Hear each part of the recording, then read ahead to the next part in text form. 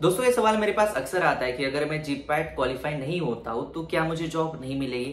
Companies में हर बार GPAT qualified candidates को ही लिया जाता है और पता नहीं जीपैट के रिलेटेड इतने सारे सवाल आप लोगों के अंदर होते हैं। आज की इस वीडियो में हम लोग इसी सवाल के बारे में जान लेंगे कि एग्जैक्टली अगर आप जीपैट क्वालिफाई नहीं होती हो तो क्या होता है, क्या आपको जॉब नहीं मिलती या फिर क्या कुछ हो सकता है। आज की इस वीडियो में हम लोग जानेंगे उन सारे बच्चों के बारे में जो जीपैट क्वालिफाई नहीं होती और करियर में उनका क्या हो जाता है। वीडियो को मैं स्टार्ट करूँ उससे पहले चैनल के ऊपर पहली बार आए हो तो मेक श्योर करना आप इस यूट्यूब चैनल को सब्सक्राइब करो, क्योंकि यहाँ पे हम लोग फार्मेसी एजुकेशन के रिलेटेड और करियर के रिलेटेड हमेशा बातें करते रहते हैं। सबसे पहली और इम्पोर्टेंट बात कि क्या जीपैट क्वालिफाई नहीं होते हो तो क्या आपको जॉब नहीं मिलती। तो इसका सीधा सा अगर मैं आंसर देने की कोशिश करूं तो आपको 90% जॉब ऐसी मिलेगी जहां पर जीपैट आप क्वालिफाई होते हो या फिर नहीं होते हो उनको कुछ भी फर्क नहीं पड़ता है। सिर्फ 10% ऐसे जॉब्स होते हैं जहां पे उन्हें फर्क पड़ता है कि अगर आप जीपैट क्वालिफाइड होते हो या फिर तभी आपको लिया जाता है। लेकिन इसका मतलब यह नहीं कि जीपैट क्वालिफाई नहीं होने का बहुत कुछ फायदे और जीपैट क्वालिफाई होने के कुछ भी फायदे नहीं है। जीपैट क्वालिफाई होने के अपनी अलग फायदे हैं जिसके बारे में भी हम लोग इस वीडियो में बात करेंगे, क्योंकि अगर आप जीपैट क्वालिफाई होती हो तो आप उन सारे बच्चों से अलग हो जाती हो जो आपके साथ जॉब मांगने के लिए आ जाते हो। रीजन भी हम आगे बात करेंगे। सबसे पहले बात कर लेते हैं कि वो कौन सी एरियाज है जहां पे जीपैट क्वालिफाइड कैंडिडेट्स को लिया जाता है। देखो सबसे पहली इंपॉर्टेंट बात की रिसर्च के जो एरियाज होते हैं, रिसर्च एंड डेवलपमेंट जिसे हम R&D बोलते हैं, यहाँ पे most of the times GPAT qualified candidates को प्रेफर किया जाता है विद मास्टर ऑफ फार्मेसी। अगर मैं जीपैट क्वालिफाई होने के या फिर जीपैट क्वालिफाइड कैंडिडेट को लेने के और कुछ बड़ी कंपनीज का नाम ले लूं तो जितनी सारी मल्टीनेशनल कंपनीज है जहां पे रिसर्च का काम बहुत ज्यादा होता है, जैसे कि फॉर एग्जांपल इंडिया की अगर मैं बात करूं तो डॉक्टर रेड्डी लैबोरेटरीज या फिर सन फार्मास्यूटिकल्स, ऐसी कंपनीज में जीपैट क्वालिफाइड लोगों के लिए अपनी एक अलग जगह होती है। तो इसका मतलब ये नहीं होता कि जीपैट क्वालिफाइड होने के बाद कुछ भी फायदा नहीं है, बहुत फायदे होते हैं, इसकी अपनी अलग फायदे है। तीसरा फायदा ये होता है कि जीपैट क्वालिफाई होने के बाद आप एलिजिबल हो जाती हो नाइपर एग्जाम के लिए।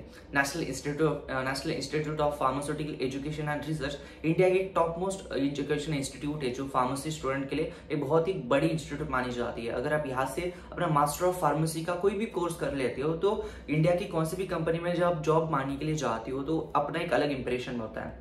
वो लोगों को पता है कि नाइपर क्या है, तो इसलिए वो आप लोगों को ज्यादा प्रेफर करते हैं। तो ये अलग फायदे होते हैं, जो 2-3 फायदे आपको मैं बताने की कोशिश कर रहा हूँ कि जीपैट क्वालिफाई होने के बहुत ज्यादा फायदे भी होते हैं। अब बात कर लेते हैं कि जीपैट क्वालिफाई नहीं होती हो तो उसके बाद आपके क्या नुकसान हो सकते हैं, वो भी आपको जानना बहुत जरूरी है। वो मैंने हालांकि वीडियो के स्टार्टिंग में कहा कि 90% ऐसे जॉब है जहाँ पे जीपैट क्वालिफाई नहीं होती हो तो ज्यादा कुछ आपको फर्क नहीं पड़ता या फिर आपको जॉब मिल जाती है। 90% जॉब में जीपैट क्वालिफिकेशन का कोई भी क्राइटेरिया नहीं होता, जो बात बिल्कुल सच है।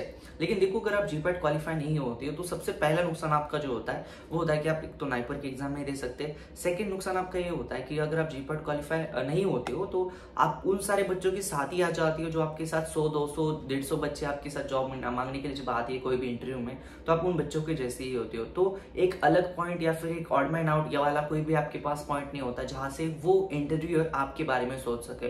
देखो अगर 100 बच्चे आ रहे हैं उसमें से अगर 5 बच्चे ऐसे जिन्होंने नाइपर क्रैक किया है तो 5 में से आपका चांस बनेगा कि अगर आपने अच्छे से इंटरव्यू दिया तो आपका सिलेक्शन हो सकता है। तो एक अलग पॉइंट आपके पास हमेशा रहता है जब आप क्वालिफाई होते हो या फिर आप जीपैट क्वालिफिकेशन आपका अच्छे तरीके से होता है। अब हम बात कर लेते हैं कि अगर जीपैट क्वालिफाई नहीं होते हो तो जॉब मांगने के लिए जब जाते हो तो क्या जॉब में सभी जगह पे पूछते हैं कि हाँ आपका जीपैट क्वालिफिकेशन है या फिर नहीं है। देखो ऐसा नहीं होता।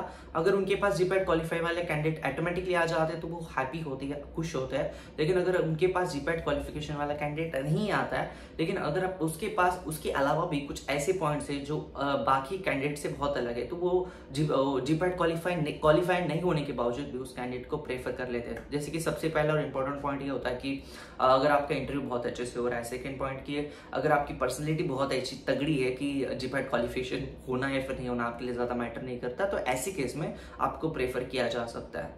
तो देखो मेरा अंत में ओपिनियन तो यही होगा जीपैट क्वालिफिकेशन के बारे में कि अगर आप जीपैट क्वालिफाई कर सकते हो तो करो, क्योंकि इसके अपने अलग फायदे हैं। और देखो कौन सी भी चीज आपके पास पहले से हो तो उसका ज्यादा नुकसान आपको शायद से नहीं पता चलेगा या फिर आपको नुकसान नहीं लगेगा। लेकिन अगर आप चीज आपके पास कोई नहीं हो, जैसे जीपैट क्वालिफिकेशन आपके पास नहीं है और उसके बाद में अगर आप किसी जॉब में एक आध रिजेक्ट हो जाए, बहुत ज्यादा आपको बुरा लगेगा। इसलिए मैं आपको कह रहा हूँ कि जीपैट क्वालिफिकेशन बहुत इंपॉर्टेंट है। अगर आप 3rd ईयर में हो या फिर अगर आपके फाइनल ईयर में हो तो आपको इसकी तैयारी करनी चाहिए। जीपैट एक बहुत इंपॉर्टेंट एग्जाम होती है फार्मास्यूटिकल एजुकेशन में। ये था आज का वीडियो को मैं एंड करूँ उससे पहले सब्सक्राइब कर देना चैनल को, वीडियो को लाइक कर देना, वीडियो को शेयर कर देना। धन्यवाद दोस्तों ये वीडियो देखने के लिए, धन्यवाद।